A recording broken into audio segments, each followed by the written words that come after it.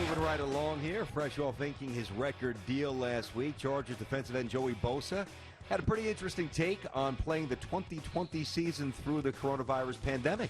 Team with the most discipline in following the various safety protocols this year will reach the Super Bowl. I'm going to say out of bounds of that because it's too generalized, but it is an interesting thought because if you lose, say 3 or 4 guys, and one of them happens to be a quarterback or a severely important player, how do you replace that person? And you may only lose them for 2 weeks, let's say, but those 2 weeks could be at a critical juncture in the season, and now all of a sudden, as you were alluding to with Tom Brady, you're playing in the wild card as opposed to having a first-round bye. Yep. Like that will matter, and I think that ultimately determines more of who goes to the Super Bowl than who's most disciplined and has the least amount of infections on their team. I'm with you. I'm going to say out of bounds. I like his premise, but it's just far too specific because the variables that could infiltrate the season are just too far and wide to cast a net to have a clue.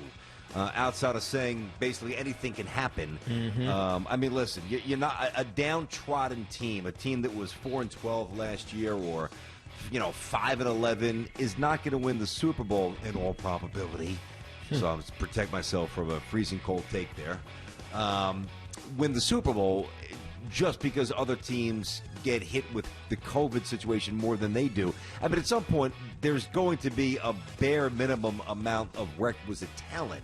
Yeah. And then, of course, you're going to have to work around stoppages and the virus. So, good thought, responsible thought, but I'm with you out of bounds. Let's get to hoops. Bucks head man Mike Budenholzer got nothing but love for you. Got nothing but bud for you.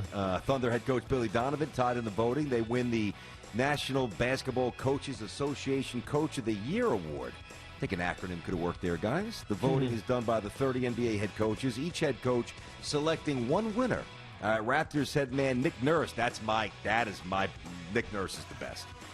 Finished one vote behind Bud and Donovan. In or out? Nick Nurse has had a better season coaching than both Budenholzer and Billy Donovan. I'm going to say out of bounds of this only because of the consistency with which Bud has handled the Bucks, obviously. And I think this award is also kind of a carryover, even though Nurse could get carryover votes as well because of the championship last year, but that was with Kawhi Leonard. I'm going to say out of bounds, though. I think Bud's done an unbelievable job with the target clearly on their back because Giannis won the MVP and the fact that they were looked at as the favorite all season long. Inbounds. I mean, this is really inbounds. I mean, Nick Nurse has done a tremendous job, and I don't view it as a continuation ever from the previous season. I don't think really anybody who votes. I hope not. I certainly wouldn't if I was voting. It's this year. The Raptors have a better record than they did with Kawhi Leonard last year. With Kawhi Leonard, I mean, let's face it. We all relegated this team to a 7 seed.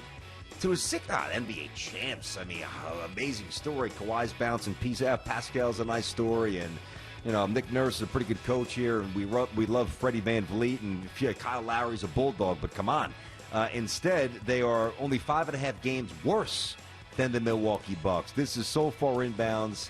I can't even continue. And Nick Nurse got hosed. There's no doubt. Nick Nurse got screwed. He's done a great job. Let's do a little Shohei Ohtani, Angels dual threat or former dual threat.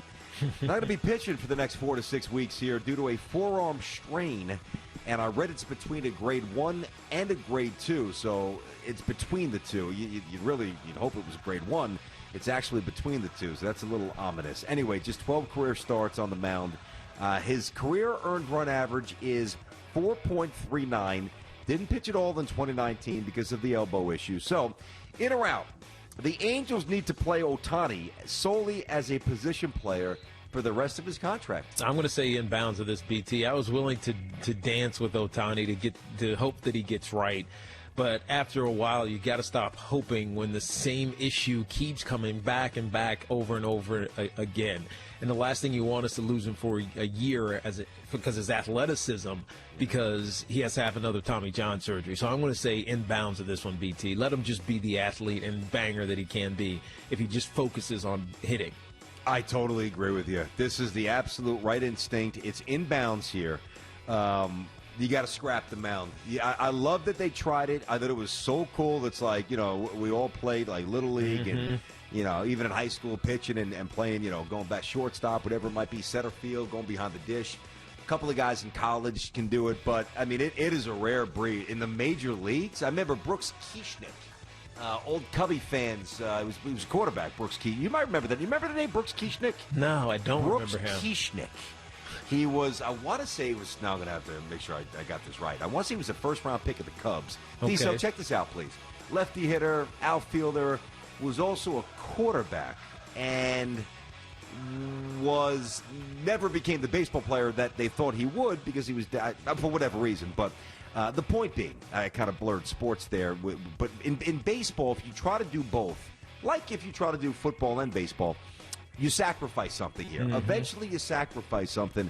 And what's happening to Ohtani, he's not getting it done on the mound, and because he's missing time, it is now stagnating his growth as a hitter.